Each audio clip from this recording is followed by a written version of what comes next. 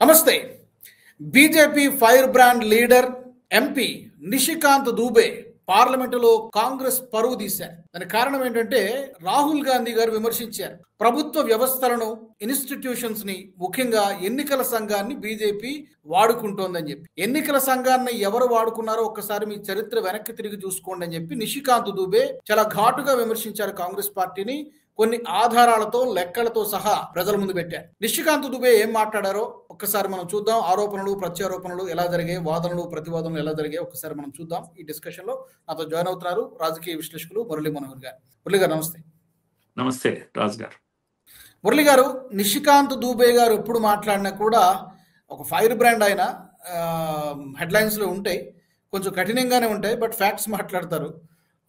Recent గా కూడా మనకి అవే కనిపించినాయి. మీ విశ్లేషణ ఏంటి సార్? అసలు ఎవరు ఎన్నికల సంఘాన్ని కానీ, మిగిలిన వ్యవస్థలను కానీ దుర్వినియోగం చేసింది ఎవరు, నాశనం చేసింది ఎవరు? మీరు చాలా కాలంగా చూస్తూ ఉన్నారు, ఏబీపీలో పనిచేస్తారు, ఇవన్నీ కూడా చూశారు కాబట్టి. కనుక ప్రభుత్వ వ్యవస్థల్ని మిస్యూజ్ అనేటువంటి విషయాన్ని కాంగ్రెస్ మాట్లాడకూడదు. వాళ్ళు జీవిత కాలంలో ఎన్నడూ మాట్లాడనీకి వీల్లేదు. ఎందుకంటే అత్యధికంగా పరిపాలన చేసిన వాళ్ళు వాళ్ళే, అత్యధికంగా మిస్యూజ్ చేసిన వాళ్ళు కూడా వాళ్ళే. కనుక మదర్ ఆఫ్ ఆల్ మిస్యూజెస్ ఎవరైనా ఉన్నారంటే అది కాంగ్రెస్ పార్టీ. కనుక రైట్ ఫ్రమ్ నెహ్రూ, ఇందిరాగాంధీ దగ్గర నుంచి ఈ రోజు వరకు కూడా, మొన్నటి సోనియా గాంధీ దగ్గర వరకు అన్ని వ్యవస్థలను వాళ్ళు మిస్యూజ్ చేశారు. ఒక్కటి కాదు, రెండు కాదు. ఎందుకంటే రాజ్యం అంటే మేమే కదా ఏళ్ళే వాళ్ళం, కనుక మేము చెప్పిందే మాట అంతే. కనుక నా మాటే శాసనం అని ఏదైతే అంటారో సినిమా డైలాగ్ లాంటిది, అది ఇందిరాగాంధీది అయినా శాసనమే, నెహ్రూ అయినా శాసనమే. అందుకే నిషికాంత్ దుబే మొదలే ఫైర్ బ్రాండ్ కనుక వరుస పెట్టి లిస్ట్ ఇచ్చారు రాజు గారు. చాలా అద్భుతంగా చెప్పారు. అన్ని నిజాలు, పచ్చి నిజాలు. ఎలక్షన్ కమిషన్ గురించి మాట్లాడుతున్నారు వీళ్ళు. అంటే ఎలక్షన్ కమిషన్ చెప్పు చేతుల్లో ఉంది, మోడీ గారి చెప్పు చేతుల్లో ఉంది, కనుక అన్ని ఎన్నికల్లో మమ్మల్ని ఓడిస్తుంది అనే పద్ధతిలో చెప్పారు. ప్రజలు కాదు ఓడిస్తున్నది, ఎన్నికల కమిషనే ఓడిస్తుంది అని. కనుక ఎన్నికల కమిషన్ ఎన్నెన్ని సార్లు ఏం చేశారు వారి ఉపన్యాసంలో చెప్పారు. చాలా చాలా బాగా చెప్పారు. జస్ట్ 2-3 నిమిషాల ఉపన్యాసంలో ఓ పెద్ద లిస్ట్ ఇచ్చారు. కనుక ఆ లిస్ట్ లో నేను ఊరికే ఆ 2-3 ఆయన చెప్పినవి మాత్రం మనం ఊరికే రిపీట్ చేయాల్సిందే. Sukumar Sen first election commission కదా, ఆయన రిటైర్ కాగానే సూడాన్కి పంపించారు. మంచి హోదాలో, కమిషన్ హోదాలో దీంట్లో పంపించారు అక్కడ. కనుక పదవులు ఇచ్చి అలంకరించారు. వీళ్ళకి కావాల్సిన ఫేవర్ అనేక ఎన్నికల్లో చేసిన కృతజ్ఞతతోటి అలా చేశారు. అక్కడ నుంచి మొదటి ఎన్నికల కమిషన్ నుంచి మొదలు పెడితే వాళ్ళు అధికారంలో ఉన్నంత వరకు సోనియా గాంధీ వరకు, రమాదేవి గారిని ఆమెను హిమాచల్ ప్రదేశ్ గవర్నర్ గా పంపించిన చరిత్ర ఉంది. టిఎన్ శేషన్ చాలా రిఫార్మ్స్ ఇచ్చాడు కదా ఎన్నికల దీంట్లో పద్ధతిలో. అలాంటి టిఎన్ శేషన్ ను కూడా మిస్యూజ్ చేశారు వీళ్ళు. ఎందుకంటే ఆయన పదవీ కాలం అయిపోగానే డైరెక్ట్ గా ఆయనకు టికెట్ ఇచ్చేసి అద్వానీ గారి మీద కంటెస్ట్ చేయించారు అహ్మదాబాద్ లో. ఎందుకంటే ఆయనకు చాలా గొప్ప పేరు ఉండేది కనుక పెట్టేస్తే అద్వానీ ఓడిపోతాడని అనుకున్నారు, కానీ ఓడిపోలేదు. అలాంటి టిఎన్ శేషన్ ను కూడా మిస్యూజ్ చేయగలిగిన సత్తా కాంగ్రెస్ కు ఉండేది. ఎంఎస్ గిల్ కూడా చాలా గొప్ప అధికారి కదా, పోలీస్ అధికారి కదా. ఆయననైతే ఏకంగా కేంద్ర మంత్రినే చేసి పడేశారు. 10 years మంత్రిగా పనిచేశారు ఆయన.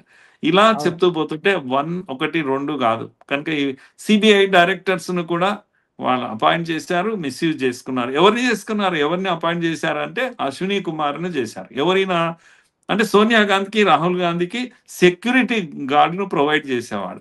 అతన్ని తీసుకొచ్చి సెక్యూరిటీ గార్డ్స్ ను ప్రొవైడ్ చేసేవాడు. రంజిత్ సిన్హా ఇతనైతే మరీ ఘోరంగా అహ్మద్ పటేల్ యొక్క డైరీ మోసేవాడు ఇతను చెప్పాలంటే. కనుక ఎక్కడ ఏం జరుగుతుంది కాంగ్రెస్ కావాల్సిన సమాచారం అంతా తెచ్చిచ్చేవాడు. కృతజ్ఞతగా అతన్ని సిబిఐ డైరెక్టర్ చేశారు. ఇలా చెప్తే దానికి అంతే లేదు రాజు గారు. మీరు కనుక అంటే ఒక 20-30 years పొలిటికల్ హిస్టరీ కనుక చూస్తే మన ఆంధ్రప్రదేశ్ లో ఎన్టీ రామారావు అంత పాపులర్ లీడర్ ఎవరైనా ఉన్నారా అండి? తక్కువ కాలంలో పార్టీ పెట్టి అధికారంలోకి వచ్చిన గొప్ప నాయకుడు కదా. అతన్ని కూడా పూర్తి 5 years టర్మ్ కాకముందే ఆయన హెల్త్ గ్రౌండ్స్ లో అది ఏది అక్కడికి వెళ్ళిపోతే అమెరికా వెళ్ళిపోతే ప్రభుత్వాన్ని కూల్చేసి నాదెండ్ల భాస్కర్ రావును ముఖ్యమంత్రి చేసి అలా ప్రభుత్వాలు కూల్చిన చరిత్ర కాంగ్రెస్ కు ఉంది. మీరు దీన్ని మనం 356 ఆర్టికల్ అంటాము. ఈ 356 ఆర్టికల్ ను మిస్యూజ్ చేసిన ఏకైక పార్టీ కాంగ్రెస్. ఇంకా వేరే ఈ దేశంలో ఏ పార్టీ యూజ్ చేయలేదు. ఒక ప్రభుత్వము 2 ప్రభుత్వాలను కూల్చింది అన్నిక వీల్లేదు. 50 ఏళ్ల కాలంలో 100 ప్రభుత్వాలను కూల్చింది. 100 సార్లు ఈ చట్టాన్ని మిస్యూజ్ చేసింది. ఎవరి ద్వారా? గవర్నర్ల ద్వారా. గవర్నర్ ఆఫీస్ గురించి వీళ్ళు మాట్లాడుతున్నారు ఈ రోజు. కేరళ గవర్నర్ గురించి, లేకపోతే బెంగాల్ గవర్నర్ గురించి.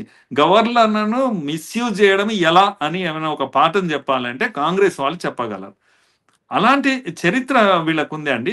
356 ఆర్టికల్ గురించి ఎస్ఆర్ బొమ్మాయి కేసు చాలా పాపులర్ కేసు సుప్రీంకోర్టులో నడిచింది. కోర్టు కూడా కోప్పడ్డది. ఇది ఏంది ప్రభుత్వాన్ని కూల్చివేయడం. అన్నిటికన్నా గొప్ప విషయం మనం మర్చిపోకూడదు. ఈఎంఎస్ నమూద్రిపాదు సిపిఎం అనే కమ్యూనిస్టు పార్టీ మొదటిసారి ఈ భూమి పైన అంటున్నా, అంటే ప్రపంచంలోనే ఎన్నికల్లో నిలబడి ప్రజల ఓట్లతో డెమోక్రసీలో గెలిచిన కమ్యూనిస్టు పార్టీ, ఏకైక కమ్యూనిస్టు పార్టీ ఈఎంఎస్ నమూద్రిపాదును 5 ఏళ్లు పూర్తి కానివ్వలేదు. ఆ ప్రభుత్వాన్ని కూల్చేసాం. ఇందిరాగాంధీ కూల్చేసింది. ఇలా 100 ప్రభుత్వాలను కూల్చేసిన గొప్ప చరిత్ర.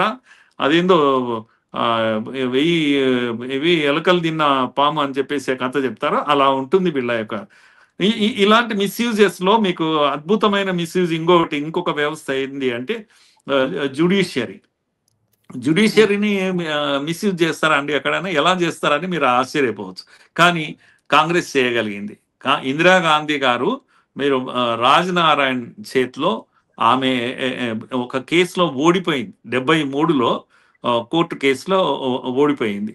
ఏంటి అంటే మీరు మాల్ ప్రాక్టీసెస్ చేశారు అలహాబాద్ హైకోర్టులో. అది వెరీ పాపులర్ కేసు. అది రాజనారాయణ సోషలిస్ట్ లీడర్ వెంటబడి ఆమె ఎంత ప్రభుత్వ వ్యవస్థను మిస్యూజ్ చేసింది అని కోర్టులో ప్రూవ్ చేశాడండి. ఇది ఆమె ప్రభుత్వ వాహనాలు వాడింది, ప్రభుత్వ డబ్బులు వాడింది, ఎన్నికల్లో వాడింది. ఇది అన్ని కూడా దాన్ని ప్రూవ్ చేసిండ్రు. కనుక మిస్యూజ్ అంటే మీరు చెప్పకండి. ఇంకా కాంగ్రెస్ 1 కాదు 2 కాదు. స్వయంగా ఇందిరాగాంధీ చేసిన మిస్యూజ్ ను కోర్టులో ప్రూవ్ చేస్తే ఆమె ఎన్నిక చెల్లదు అని తీర్పు వచ్చేసాక వెంటనే సుప్రీంకోర్టుకి వెళ్ళింది ఆమె. సుప్రీంకోర్టులో ఆమె చేసిన పని ఏంది అంటే సూపర్ సీడింగ్ అంటాం. సీనియర్ జడ్జెస్ ను పక్కకు పడేసి, మామూలుగా దీని ప్రకారం వస్తుంది కదా సీనియారిటీ ప్రకారం, దాన్నంతా పక్కకు పడేసి ఆమె 73లో చేసిన పని ఏంటి అంటే ఎవరు ఏఎన్ రే అనేటువంటి ఒక జడ్జిని తెచ్చి పెట్టుకున్నారు. జూనియర్ మోస్ట్ 4వ ప్లేస్ దాటి 5వ ప్లేస్ లో ఉన్న జడ్జిని తెచ్చి ఫస్ట్ ప్లేస్ లో పెట్టి జడ్జి చేసుకొని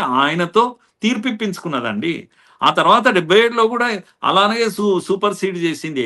ఎంహెచ్ బేగ్ అనే ఒక ఆయనను తెచ్చి పెట్టేసింది. ఎవరిని బైపాస్ చేసింది? అప్పుడు హెచ్ఆర్ ఖన్నాను పక్కకు చేసేసి తన ఇష్టమైన జడ్జిని తెచ్చి చేసింది. దేనికి తెలుసా అండి? హెచ్ఆర్ ఖన్నా చాలా పాపులర్ దేనికి అంటే కేశవానంద భారతి అనే ఒక కేసు ఉంది. అది ప్రభుత్వానికి వ్యతిరేకంగా వచ్చిన అతిపెద్ద జడ్జిమెంట్. అది ఆ కోపంతో ఇందిరాగాంధీ ఏం చేసిందంటే ఆయన పక్కకు పడేసి హెచ్ఆర్ ఖన్నా కొడుకే ఈ మధ్యలో సుప్రీంకోర్టు జడ్జి అయ్యాడు. మళ్ళా ఏమో ఖన్నా ఉన్నాడు అతను. సో ఇలాంటి లెక్కలు చెప్తూ పోతుంటే 1, 2 కాదు. మీరు వచ్చేసి ఈరోజు మోడీ గారిని, మోడీ ప్రభుత్వాన్ని, వ్యవస్థలను యొక్క మిస్యూజ్ చేసే దాని గురించి మీరు ఉపన్యాసం ఇస్తే ఎలా ఉంటుందండి? పిల్లి కళ్ళు మూసుకొని పాలు తాగినట్టు ఉంటుంది. కాంగ్రెస్ యొక్క చరిత్ర పొట్ట విప్పి మొత్తం పేగులు బయట వేసినంత పని చేశాడు నిషికాంత్ దుబే. ఇంకా ఇలాంటివి చెప్తూ పోతుంటే ఎమర్జెన్సీ కాలంలో చాలా ఉన్నాయండి. రాజీవ్ గాంధీకి తిరిగే లేదు ఆయన, ఎందుకంటే ప్రైమ్ మినిస్టర్ గారి కొడుకు కనుక ఆయన పైలట్ సర్టిఫికెట్ రాకముందే ఫ్లైట్లు నడిపేవాడు. ఇవన్నీ పత్రికలు ఎవరు ఫోటో వేస్తే ఆ పత్రికలు నిషేధం చేసేసింది ఇందిరాగాంధీ.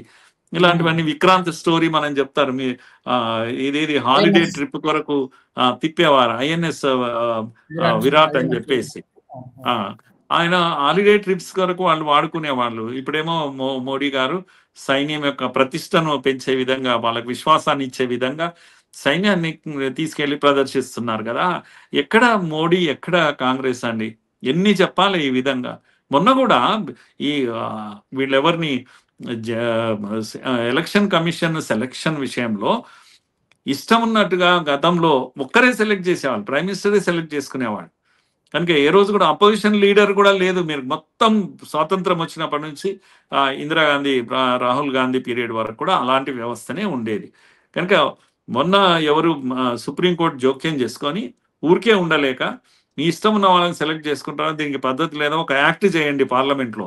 యాక్ట్ వచ్చేంత వరకు మీరు ఏం చేయండి అంటే ప్రైమ్ మినిస్టర్, ఎల్ఓపి అంటే అపోజిషన్ లీడర్ ప్లస్ మీరు సుప్రీంకోర్టు జడ్జెస్ని ఒకరిని పెట్టుకొని చేయండి అని అంటే యాక్ట్నే తయారు చేశాడు. అంతవరకు ఎందుకు అని చెప్పేసి మోడీ గారు ఏం చేశారంటే పార్లమెంట్లో యాక్ట్ తయారు చేశాడు. యాక్ట్ ఏం చెప్తుంది అంటే జడ్జి అవసరం లేదు, సుప్రీంకోర్టు జడ్జి, సిజేఐ వీళ్ళు ఎవరు అవసరం లేదు. ఇప్పుడు సిజేఐ వ్యవహారం ఏంది, కొల్యూజియం అని ఏర్పాటు చేసుకొని వాళ్ళే చీఫ్ జస్టిస్లు అయిపోతున్నారు. పైనుంచి వాళ్ళు ఏమంటారు అంటే మేము ఎలక్షన్ కమిషన్ కూడా మేమే సెలెక్ట్ చేస్తాం, పెట్టండి మా పేరు అని అంటున్నారు. ఇదేంది దుర్మార్గం? కనుక యాక్ట్ చేసేది పార్లమెంట్ చేస్తుంది. అది చూపించాలనుకున్నాడు మోడీ గారు. ఎవరికి? చీఫ్ జస్టిస్ కూడా నువ్వే రాసుకుంటావా, రాసుకొని నీ పేరు రాసుకొని నిన్ను చేయాలన్నా, నువ్వు ఎలక్షన్ కమిషన్ డిసైడ్ చేస్తావా, అన్ని మీరే చేస్తారా మరి? కనుక ఈ wanted to teach them A lesson. అందుకని ఏం చేశాడంటే యాక్ట్ తయారు చేశాడు. ప్రైమ్ మినిస్టర్ ఉంటాడు, ఎల్ఓపి కూడా ఉంటాడు, అపోజిషన్ లీడర్ని కూడా పెట్టారు మోడీ గారు. ఫస్ట్ టైం ఇది. దీంట్లో ఒక క్యాబినెట్ మినిస్టర్ని పెట్టారు. మీరు ఇప్పుడు ఏమో పెద్దగా చీఫ్ జస్టిస్ పెట్టలేదని అరుస్తూ ఉన్నారు. మీరు పెట్టారా అసలు ఎప్పుడన్నా? చీఫ్ జస్టిస్ కాదు, అపోజిషన్ లీడర్ని పెట్టారా మీరు? ఇప్పుడు మోడీ గారు ఈ అవకాశం ఇచ్చారు. కనుక వ్యవస్థలను అసలు మోడీ గారు చాలాసార్లు వీక్గా కనిపిస్తారు. రాజు గారు, నా కాంప్లైంట్ ఏంటంటే ఇంత దుర్మార్గం చేస్తుంది కదా మమతా బెనర్జీ, వచ్చిన అధికారులను కూడా కొట్టి చంపుతుంది కదా అక్కడ. కనుక మీ ఎలక్షన్ జరిగితే మీ అపోజిషన్ వాళ్ళను మీరు ఆ ప్రభుత్వాన్ని కూల్చారు ఎందుకు? ఇంకా ఎందుకు అన్ని ధిక్కరించి, గవర్నర్ను ధిక్కరించి, అందరిని ధిక్కరించి నడుస్తూ ఉంటే అలాంటి ప్రభుత్వాలను మీరు ఇది చేయరు. ఇప్పుడు ఏం చేస్తున్నారు? డిఎంకే ఏం చేస్తుంది? జడ్జిమెంట్ ఇచ్చిన జడ్జిను మీరు ఇంపీచ్ చేస్తారా? ఏం చేస్తున్నారు వీళ్ళంతా కూడా? ఎన్ని దుర్మార్గాలు చేస్తున్నారు? మోడీ గారు ఎందుకు 356 ఆర్టికల్ను ఉపయోగించరు? 11 ఏళ్లలో ఒక్కసారి కూడా ఒక్క ప్రభుత్వాన్ని కూడా కూల్చని ప్రధానమంత్రి ఇతను. మీరు 100 ప్రభుత్వాలను కూల్చిన వాళ్ళు మీరు మాట్లాడితే ఎలా ఉంటుందండి ఇది? ఇది ఎలా ఉంటుందంటే మురళి గారు, ఇది ఎలా ఉంటుందంటే కాంగ్రెస్ పార్టీ వ్యవస్థలని బీజేపీ వ్యవస్థలను ఉపయోగించుకుంటుందని కాంగ్రెస్ పార్టీ చెప్పడము, ఆరోపించడం అనేది దెయ్యాలు వేదాలు వల్లించినట్టుగా ఉంది, అన్నట్టుగా ఉంది పరిస్థితి. ఎందుకంటే మనకు కనబడుతుంది కదా, ఇప్పుడు లెక్కలు కనబడుతున్నాయి. దీన్ని ఏం కాదనడానికి లేదు. ఏ సంవత్సరంలో ఏ డేట్లతో సహా చెప్పారు నిషికాంత్ దూబే గారు. అండ్ మీరు చెప్పారు 356 ఆర్టికల్ అని. ఎన్నిసార్లు? 100 సార్లు. 1950 నుంచి ఈ కాంగ్రెస్ ప్రభుత్వం ఉన్నంత వరకు 100 సార్లు ఉపయోగించారంటే మన్మోహన్ సింగ్ వరకు. అంటే ఎన్ని ప్రభుత్వాలను కూల్చేశారు. మరి ఒక్కసారి కూడా 356 ఆర్టికల్ మోదీ గారు వాడలేదే, మోదీ ప్రభుత్వం వాడలేదే. చూడండి ఎంత డిఫరెన్స్ ఉందని చాలా స్పష్టంగా కనబడుతోంది కదా. ఈవీఎంలను అమెరికాలో వాడరు, వాళ్ళు బ్యాలెట్ వాడతారు. రాతీయుగంలోకి తీసుకెళ్ళండి దేశాన్ని అని అంటున్నారు. ఇంకొక దేశంలో వాడరు, వాళ్ళు వాడరు, మనం ఎందుకు వాడాలి అని. మనం ఎందుకు వాడాలి? టెక్నాలజీ, కొత్త టెక్నాలజీ వచ్చింది. ఇంత పెద్ద దేశము, ఇంత పాపులేషన్ ఉన్న దేశం ప్రపంచంలో ఏదన్నా. చైనాలో ఎన్నికలే జరగవు. చైనా మనమే కదా ఇంత పాపులేషన్ ఉన్నది. మిగతా దేశాలు ఎంతెంత దేశాలండి, ఇంత దేశాలు ఒక రాష్ట్రం అంతా ఉండవు వాళ్ళు. కనుక బ్యాలెట్ పేపర్ కాబట్టి ఏదైనా పెడతారు, కాగితాలు పెడతారు, వాళ్ళు ప్రింట్ చేయగలుగుతారు. మనకేమంటే ఎలక్షన్ కమిషన్ బటన్ ఒత్తితే రిజల్ట్ వస్తుంది. టెక్నాలజీ అంతా బాగుంది. ఇది ప్రపోజ్ చేసిన వాళ్ళు ఎవరు? రాజీవ్ గాంధీ ప్రపోజ్ చేశారు. పివి నరసింహారావు దీన్ని ఇంప్లిమెంట్ చేశాడు. మోడీని పట్టుకొని మీరు ఇప్పుడు నిందిస్తారేంది? ఈవీఎంని తీసేయండి, మీరు మిస్యూజ్ చేస్తున్నారు. ఇదంతా అందుకే ప్రజలకు అర్థం కావాలి. ఇది ఎవరు మిస్యూజ్ చేస్తున్నారు, ఎవరు మిస్యూజ్ చేశారు. ఈ చరిత్ర ప్రజలకు ఒక్కసారి గుర్తు చేయాలి మనం. దీని ద్వారా గుర్తు చేస్తే, ఎందుకంటే మెమరీ చాలా తక్కువ ఉంటుంది ప్రజలది కూడా. గతంలో వీళ్ళు కాంగ్రెస్ వాళ్ళు ఎప్పుడు ఏం చేయలేదేమో అన్నట్టుగా మాట్లాడతారు. కనుక ఇది ప్రజలకు తెలిసే విధంగా నిషికాంత్ దూబే మాట్లాడాడు, చాలా అద్భుతంగా మాట్లాడాడు. మొత్తానికి వాషింగ్ మిషన్ లో వేసి ఉతికేస్తున్నారు కాంగ్రెస్ వాళ్ళను, వీళ్ళందరినీ కూడా. అట్లా అనిపించింది. కరెక్ట్. నేను అన్నట్టుగా ఏంటంటే రాజ్యాంగం ఏ ఇన్స్టిట్యూషన్స్ అయినా వదిలిపెట్టాలి కదా. ఈడీని వదలరు, ఈడీ, సిబిఐ, ఐబీని కూడా వదలలేదు, సైన్యాన్ని వదలలేదు, జ్యుడిషియరీ వ్యవస్థను వదలలేదు. మరి ఎవరిని నమ్ముతారు మీరు? చైనాని, పాకిస్తాన్ని, అమెరికాని నమ్ముతారా? వాళ్ళు చెప్తూ నమ్ముతారా? మన సైన్యం చెప్తూ నమ్ముతారా? ఇది చాలా దారుణం. మీరు అన్నట్టుగా నిషికాంత్ దూబే గారు కానీ లేకపోతే అమిత్ షా గారు కానీ చాలా ఘాటుగా సమాధానాలు చెప్పారు. ఈ విషయాలన్నీ కూడా ప్రజలకు తెలియాల్సినటువంటి అవసరం ఉంది తప్పకుండా. Thank you very much Murali గారు. థ్యాంక్స్ అండి. Thank you. మరి ఈ అంశానికి సంబంధించి మా ప్రేక్షకులు కూడా మీ అభిప్రాయాలను తప్పకుండా తెలియజేయవచ్చు. కాంగ్రెస్ పార్టీ లేదా రాహుల్ గాంధీ చేస్తున్నటువంటి ఆరోపణలో ఏమైనా వాస్తవం ఉందా? ఎవరు ఉపయోగించుకున్నారు రాజ్యాంగ వ్యవస్థలను? ఎవరు ఉపయోగించుకున్నారు? కాంగ్రెస్ పార్టీ ఉపయోగించుకుందా, బీజేపీ ఉపయోగించుకుందా? తప్పకుండా కామెంట్ సెక్షన్లో మీ అభిప్రాయాన్ని పెట్టండి. మరొక అంశం, ఈ వీడియో మీకు నచ్చినట్టయితే లైక్ చేయండి, 10 మందికి షేర్ చేయండి. అలాగే కామెంట్ల రూపంలో మీ అభిప్రాయాలను మాతో పంచుకోండి. Nationalist hub group of channels ను సబ్స్క్రైబ్ చేసుకుని తెలుగునాట జాతీయవాద జర్నలిజాన్ని ప్రోత్సహించండి. ఈ వీడియో కింద ఉన్న బెల్ ఐకాన్ పై క్లిక్ చేయడం మర్చిపోవద్దు.